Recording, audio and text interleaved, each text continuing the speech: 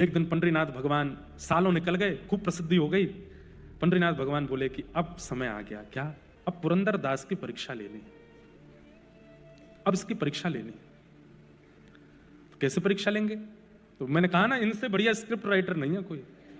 ये ऐसा चक्र घुमाते हैं भैया, आप सोचते रह जाओगे ये क्या हो गया। तो एक वैश्या, एक नगर वैश्या, वो नृत्य करती थी, और जहां वो नृत्य करती थी वहां पर व्यसनी लोग जाते थे उसका नृत्य देखने के लिए।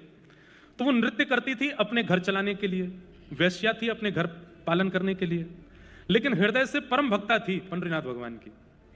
रोज पंडरीनाथ भगवान का दर्शन करने जाती, सौल से अपने आप को छुपा के, क्योंकि उसका नाम तो गलत रूप में लेते थे ना नगर के लोग, तो इसलिए अपने आप को छुपा करके जाती, मुंह ढक करके जाती, और पंडरीनाथ भगवान को प्रणाम करती, और प्रणाम करके कहती, मेरे पास कुछ और तो है नहीं देने के लिए, एक नृत्य ही मुझे आता है, और यहां मुझे कोई नाचने देगा नहीं।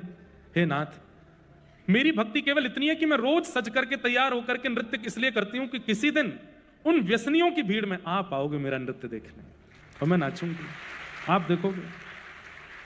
और रोज पूछती, कब आओगे आप, कब आओगे आप, कब आओगे आप। पतित पावन अपने आप को कहना बंद कर दो, क्योंकि पतित पावन वो जो पतितों को भी स्वीकार करता हो। मैं पतित हूं इस पंढरपुर में, आपने अभी तक मुझे स्वीकार नहीं किया, आप पतित पावन कैसे हो गए? सबके यहां आप गए हो, सबके ऊपर आपने कृपा की है, मुझ पर कृपा क्यों नहीं? केवल इतना ही तो मांगती हूं कि किसी दिन मेरे नृत्य में आप आ जाओ। जब वो रोने लगी, ठाकुर जी को डांटने लगी और इस प्रकार से विलाप करने लगी, ठाकुर जी बोले, अब इसके नृत्य में हम जाएंगे। तो कैसे जाएंगे? तो ठाकुर जी बोले, एक पंथ दो काज, पुरंदर दास की परीक्षा भी हो जाए और इसके नृत्य में हमारा जाना भी हो जाए। कैसे करें? जय हो डायरेक्टर साहब, सही में अद्भुत है ये। क्या किया पता है? पुरंदर दास का रूप धारण करके नृत्य में चले गए।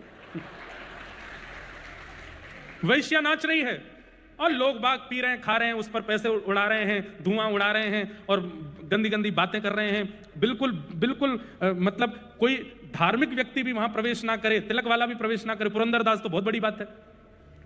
ऐसी सभा थी और वहां पर वो वैश्या नाच रही थी, और इतने में ही पुरंदर दास वहां आए।